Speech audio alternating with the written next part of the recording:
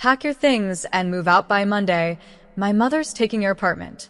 That was how my morning started, with my husband, shouting in the doorway of the one-bedroom Los Angeles apartment that I'd rented long before we met. The place I paid $4,300 a month for, every cent from my work, not his. My name is Harper Lane, I'm 29. And if you think I was about to watch my life get stolen by people who'd never lifted a finger to build it, stay tuned. How do you stay calm when someone calls your independence temporary? His mother had already ordered new furniture to my address. The gall of it was almost impressive. White leather couches, gold curtains, a chandelier that would never fit through the door. Mom wants the keys by Sunday, he added, arms crossed like a landlord evicting a stranger. I blinked at him once. You mean my keys? He stepped closer. You'll find somewhere else. I've already moved the deposit. Then, when I tried to push past him to grab my phone, the back of his hand cracked against my cheek.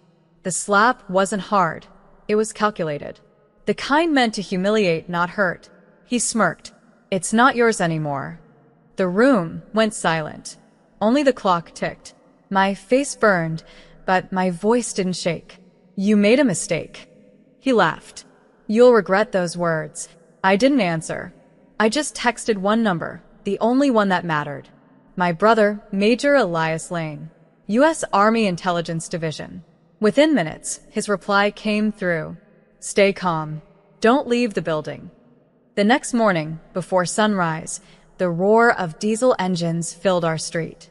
When I pulled back the curtain, 5 military jeeps lined the curb, headlights glowing through the mist. My husband stepped out in his robe and froze, because standing on the pavement was Elias in full uniform. Elias didn't say a word at first. He just stood there, tall, silent, the kind of presence that made people instinctively step back.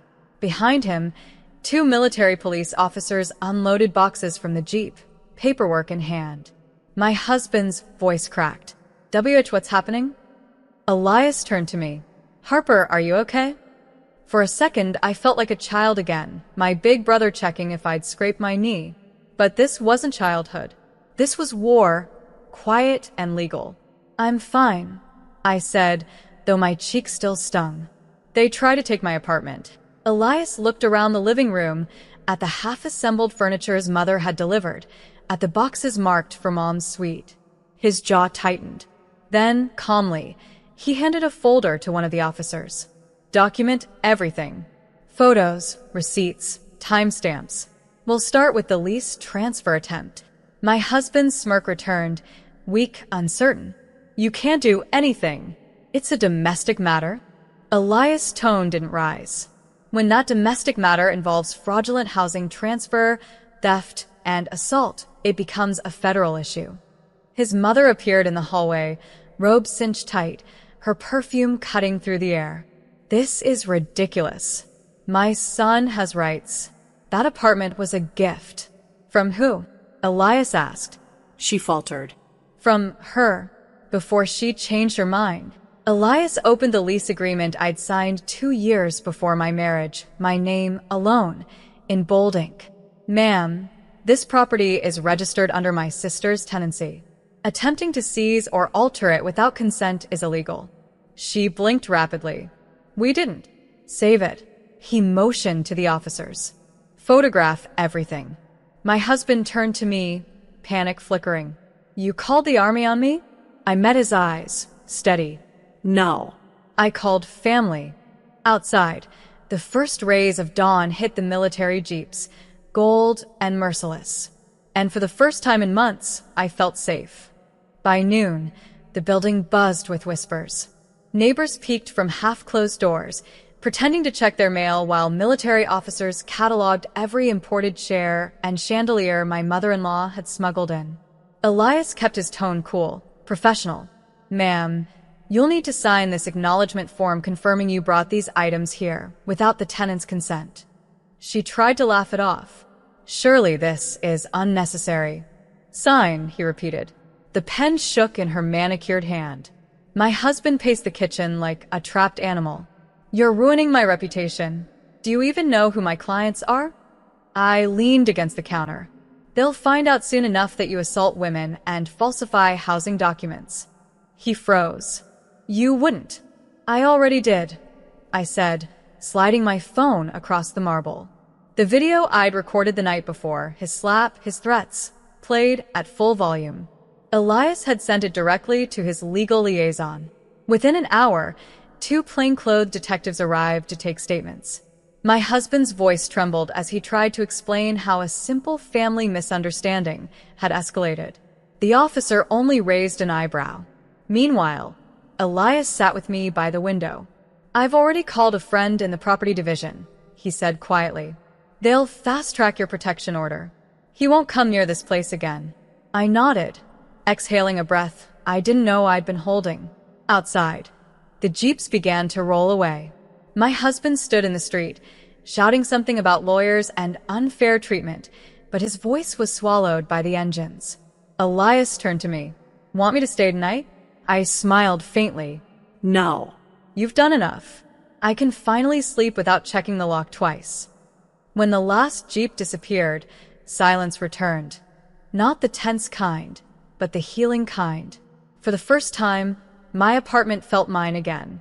The next morning, sunlight streamed through the blinds, catching on the torn pieces of the eviction notice I'd ripped up the night before. My face still ached faintly, but my chest felt light. I brewed coffee, poured it into my favorite chipped mug, and stood in the quiet hum of my reclaimed space. The world outside moved as if nothing had happened, but my world had changed completely. At 10 a.m., Elias called. You'll see something on the news, he said, his tone unreadable. On the local broadcast, a reporter stood outside my apartment building. Authorities responded yesterday to a domestic dispute involving an attempted illegal lease transfer and alleged assault. Military investigators assisted due to the involvement of an active service officer's family. They blurred my face, but not his. My husband's name ran across the ticker, along with his firm's name, the same firm that marketed itself as Integrity in Property Management. My phone lit up instantly, missed calls from him, then his mother. Then my building's landlord called, voice cheerful. Mississippi Lane. Just saw the news. I'm renewing your lease at the same rate, no increase. You're one of our best tenants. I smiled. For once, someone saw my worth without needing to destroy me first. By afternoon, I'd boxed up the last of his things, shirts, cologne, ego, and stacked them neatly by the door. I left a note taped on top. Your mother's furniture is at the curb. You can collect your lies with it. That evening, Elias returned in casual clothes, bringing Thai takeout. You good? He asked, handing me chopsticks. I nodded. Better than good. He raised an eyebrow. What's next? I looked around the apartment. Clean, free, peaceful. I'm thinking of buying. He grinned. With what? I smiled back. With the settlement I'm about to file. Outside, the city lights flickered like applause. 3 days later, a thick envelope slid under my apartment door. Inside, divorce papers. My husband's lawyer had stamped abandonment of marital property in bold across the top, as if kicking me out hadn't been enough. I called Elias. He listened without interrupting, then said, He's panicking. Let him. By the next morning, the panic had a price. His law firm suspended him pending an internal ethics investigation. Word travels fast when the news shows your face beside a headline that reads, Real estate broker involved in assault and fraud probe. Still, I wasn't satisfied. Not with revenge, but with truth. I met my lawyer, Candace Lee, in her downtown office. You ready to file? She asked. Yes, I said. And I'm adding a claim for emotional distress. Candace smirked. He'll settle before it goes near a courtroom. That afternoon, I received a frantic voicemail from my husband. We can work this out. Please, don't press charges. I deleted it. Later, as I walked through the city, I noticed how everything felt sharper. Colors, sounds, the rhythm of my own steps. Freedom has a strange texture when you've forgotten what it feels like. That night, Elias stopped by again, this time without his uniform. You look different, he said. I finally believe it's over, I answered. He nodded slowly. Good. But remember, closure isn't revenge. It's peace. The next morning, a delivery arrived. My own set of new locks and keys, engraved with tiny initials, HL. No note, but I knew who sent them. I replaced the locks myself. Each click sounded like punctuation at the end of a very long sentence. By sunset, I stood on the balcony, city lights reflecting off the new key in my palm. It wasn't about reclaiming a home anymore. It was about reclaiming me. The following week, my attorney called. "Harper, you might want to sit down," she said, barely suppressing a smile. She forwarded me a confidential memo, his firm's official statement. "We have terminated Mr. Randall Cole effective immediately following verified reports of fraud and misconduct." Fraud. That word rang like music. I hadn't said a single public word. I didn't have to. The truth had done the work for me. Meanwhile, social media was tearing him apart. A video leaked from the night of the confrontation. Neighbors had filmed military jeeps parked outside our building, the scene looking like a government raid. The clip had over 3 million views with captions like, "Don't mess with a soldier's sister." Elias called, laughing, "You're trending." I exhaled, half amused, half overwhelmed. That's the last thing I wanted. "Maybe not," he said, "but it's the kind of justice that finds people who think they're untouchable." That evening, as I walked home from a client meeting, I saw the light from my apartment glowing warm through the windows. My reflection in the glass didn't look like a victim anymore. It looked like someone who'd rebuilt herself from ashes and glass. I ordered Thai food again, my comfort ritual now, and ate by the window while the city moved below, unaware of the quiet victory above it. When my phone buzzed, it wasn't fear anymore. It was an alert from my bank, $85,000 wire transfer received from settlement. I smiled. Outside, the city hummed like an orchestra tuning before a new song. The old Harper, the one who apologized for taking up space, was gone. In her place stood a woman who understood her worth and would never let anyone rewrite her story again. The settlement hit my account on a Thursday morning, quiet and clean, no courtroom, no public statement, just a digital notification that closed an ugly chapter. Elias texted, "Congrats, major win literally." I laughed out loud for the first time in months.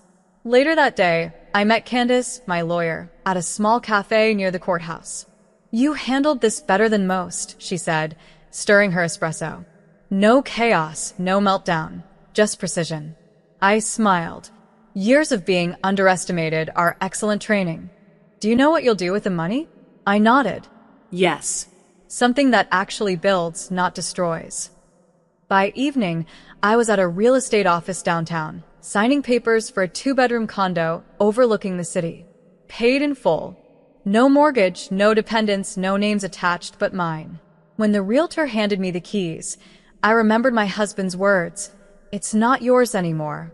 I looked down at the metal key pressed into my palm and whispered, "It never stopped being mine."